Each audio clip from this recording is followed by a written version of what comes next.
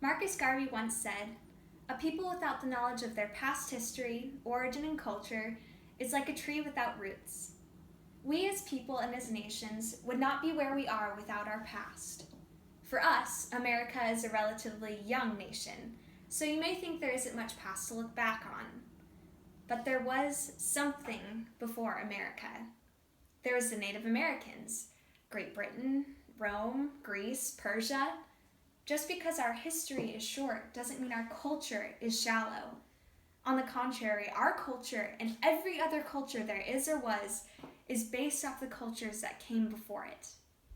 That's why today, after compiling extensive amounts of research, I'll be taking us back to ancient times, to the Empire of Babylon. Specifically, we will be looking into the behavior of their culture through their studies of architecture and astronomy.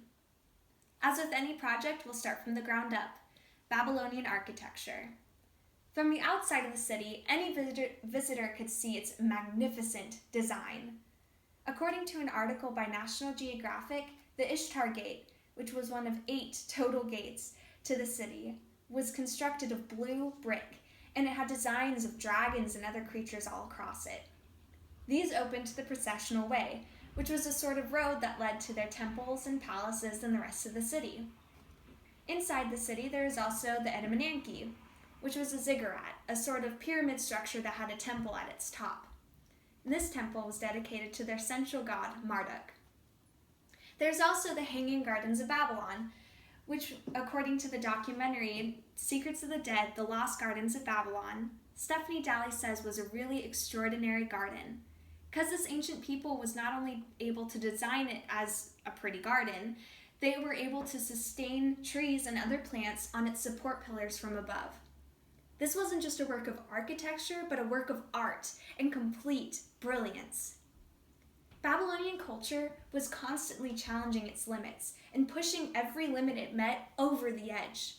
This persistence wasn't just limited to their physical greatness, but it reached to their minds as well.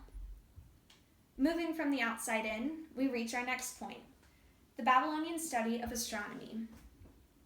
The Babylonians were studying the stars long before telescopes were invented. And they didn't just study the look of the heavens, but they charted the paths of stars and planets using simple arithmetic. In fact, according to an article by the New York Times, a recent tablet of cuneiform script has been discovered that describes how Babylonian astronomers charted the path of Jupiter. The way they did this was through a form of pre-calculus, which originally historians had thought to be first used by Europeans, 1,500 years after Babylon fell, when in reality the Babylonians were using it first. They also took it one step further.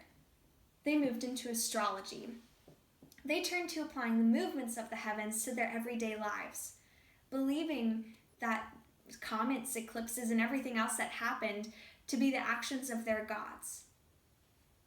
Babylonian culture was focused on staying one step ahead of everyone else. And for a while, they actually were. Historians believe that the culture of Babylon and its city was the biggest city in the world. They were constantly accelerating their minds, their spirits, their physical kingdom. There was nothing that could stop Babylon. Nothing except time. Fallen is Babylon the Great, says an angel from Revelation 18. And every empire has its time, and every empire must fall. The Babylonian culture was focused on 2 central motivations, power and advancement. This culture was constantly challenging its limits, conquering new nations and ideas, and building itself higher and higher. Physically, it built itself up through ways like its architecture, and mentally through its studies, like in astronomy. But time and their pride got the best of them, and as every empire's fate has it, Babylon fell, and is nothing more than a pile of ruins. Or is it?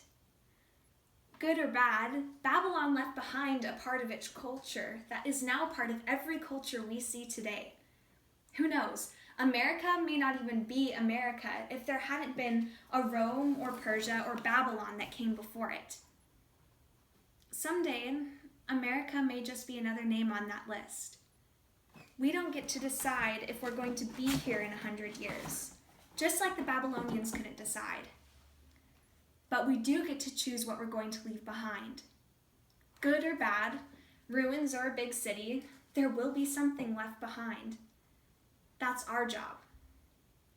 We are the culture that Babylon and every other nation left behind. We are a part of this culture, and now we know our roots. So, what are we going to be?